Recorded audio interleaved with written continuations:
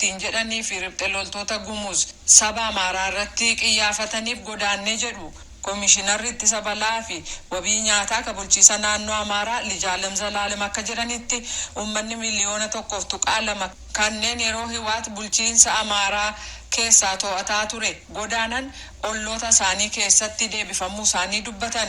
Garuu kanneen 200,000 ta'anii fi jireenya ofiirraa godaanan kan ammayyuu hiwaatiin bulaa jiru Waagimraa keessa ka jiran yoo ta'u haleellaa shanee fi riphxe loltoonni Gumuz dhaqqabsiisan jedhaniin kanneen godaanan bakka dahannaa akka jiranii fi waajirri isaanii gargaarsa tattamaa kennaa akka jiru dubbataniiru.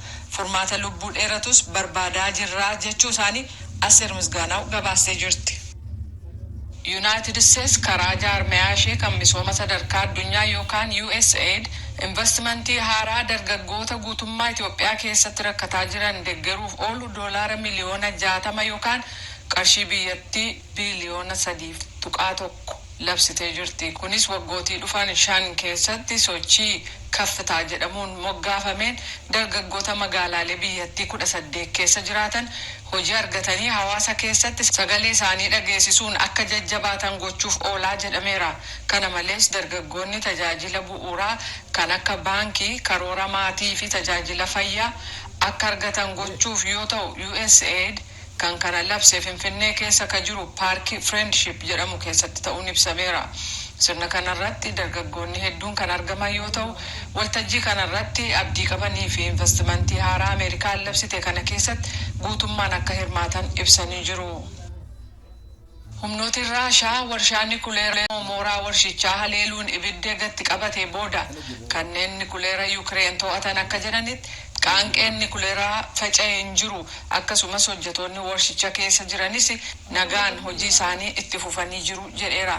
Aangawoonni Yuukireen akka jedhanitti ogeessonni ibidda dhaamsuutti bobba'an kan milkaa'an yoo ta'u haalli warshaa sana keessaas to'annaa jala ooleera. Magaalaan Energodar humna elektirikaa maddisiisuun akkaan barbaachiftuu yoo taatu magaalaa Kiev irraa gara kibba bahaatti fageenya kiiloomeetira 700 irratti argamti. Madda humna elektirikaa yookaan enerjii Yuukireeniif barbaachisu 100 keessaa harka 25 achirraa argama.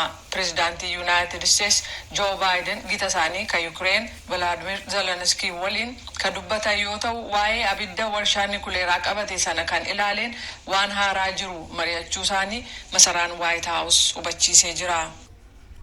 Raashaan Yuukireeniin ega weerartee torban tokko keessatti lammiiwwan Yuukireen miliyoona 1 caalaatu eessee biyyattii keessaa ba'e jechuudhaan tokkummaan mootummootaa gabaasee jira. Baqattoonni hedduun karaa daangaa Poolaand ka ba'an yoo ta'u hatattamaan dheessuuf ennaa murteessan sa'aatii dhumaarratti uffata hanga tokkoo fi mi'a qaban keessaa kan yaadannoof ta'u qofa of harkaa qaban.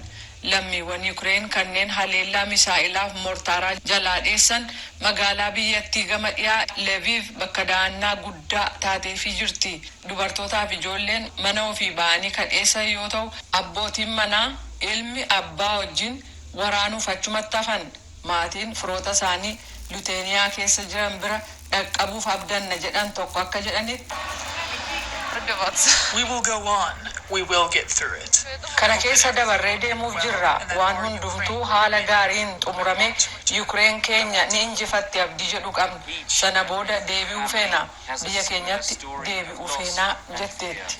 Maatiin hundumtuu guyyaa hundumaa seenaa wal fakkaataa kan sodaa fi kan du'aa qaban.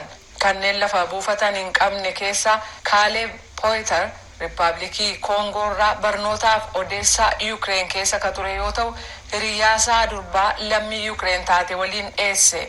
Iddoo kana ga'uu fi torban tokko daangaarra ciisaa turre. Amma gaarii jirra. Poolaandi keessatti simannaa gaarii arganneerraa jechuun nan danda'a.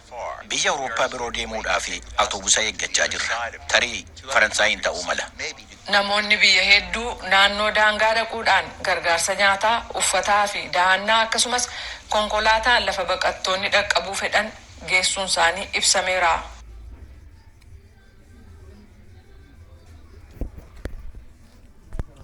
Itti gaafatamoo ta'an hin dhiyeessanii jettee jirti Raashaan. Qaamni miidiyaa to'atu kan Raashaa Jimaataa irraa akka jedhutti BBC raadiyoo sagalee Ameerikaa yookaan VOA, raadiyoo Free Europe, Deutsche Welle fi Miidiyaan kanneen biroo uguramuu isaanii dhaabbati oduu walabni Karaashaa Interfax gabaasee jira. BBC'n gamasaan na dhaabuun dandeessan jedhee sababiinsaas odeeffannoo sirrii fi walaba ta'e argachuun mirga dhala namaa kan bu'uuraa waan ta'eef uummanni Raashaa miliyoona hedduun kanneen torbanitti BBC dhaggeeffatan dhorkamuu qaban jedhe. Oduun BBC akka Raashaa fi addunyaa hafees dhaqqabu yaaliin keenya itti fufaa jedheera. Paakistaan kaaba dhiyaa keessa kan jiru masjiida musliimota shi'aa irratti amantoota walitti qabamanii jiran irratti of wareegaan tokko balaa boombii geessiseen yoo xiqqaate amantoota 30 galaafatee kanneen biroos 60 caalaa madeessee jira.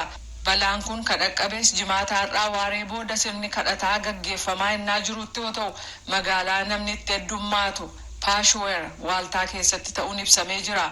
Hospitaalli naannoo sana jiruuf dubbii himaa akka ta'an Mohammad Asim lakkoofsa namoota ajjeefamanii kan mirkaneessan yoo ta'u kanneen madaa'an keessaa 12 caalaan haala lubbuuf isaan sodaachisu keessa waan jiraniif lakkoofsi namoota du'anii dabaluuf jiraa jedhan.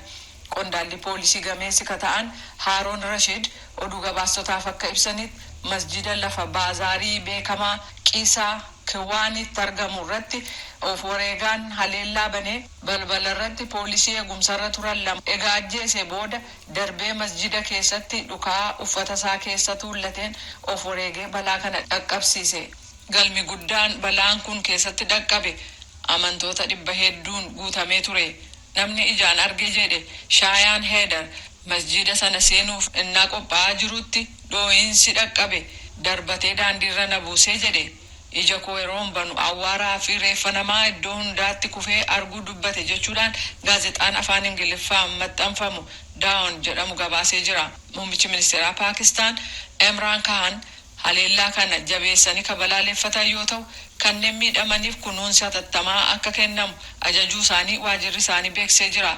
Balaa kanaaf hatattamaan itti gaafatama kan fudhate kan hin jirre yoo ta'u balaan kun seenaa Paakistaan kan waggootii dhiyeenyaa kana keessatti namoota hedduu galaafachuudhaan ka jalqabaatii jedhameera.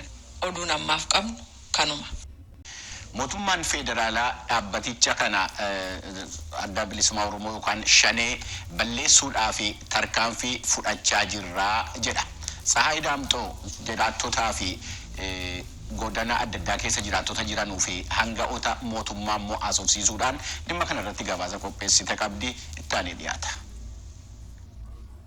Naannoo Oromiyaa godinaalee gareen hidhattootaa mootummaan shanee jedhee waamu waraana bilisummaa Oromoo jechuudhaan of waaman socho'an keessatti jiraattonni jiruu guyyaa guyyaa gaggeeffachuu erga dadhabanii bubbulaniiru jechuun jiraattonni raadiyoon sagalee Ameerikaa godinaalee tokko irraa dubbise eeraniiru.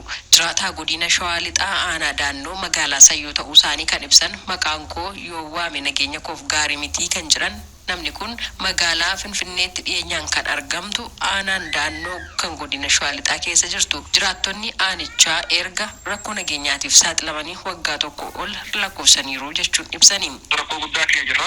Humni bosona keessaa deddeebi'ee loluu fi humni mootummaa yeroo adda addaatti rakkoo guddaa falamaa jira. Uummati rakkoo hamaa keessa jira. Uummati qote midhaanii galfachuu danda'an jiru ammallee rakkoo hamaa fi balaatu jira. Uummati qaalii jireenyaa hin danda'amne, uummati illee waa bitee nyaachuuf hin dandeenye, konkolaataan shaqata ta'ee ganaa hin jiru. Rakkoo hamaatu jira. Hooggansi qaama mootummaa siyyan isaanii kan iyyatame fi mootummaa Oromiyaa fi mootummaa federaalaa hin ta'anii wanta isaanii godhan ammammaatti baay'ee laafaadha.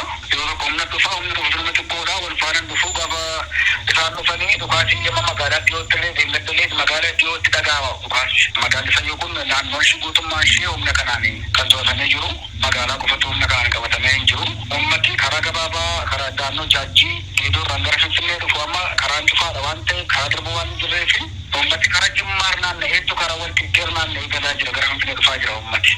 Daannoo Finfinnee 250 amma garuu gara kiiloomeetira 500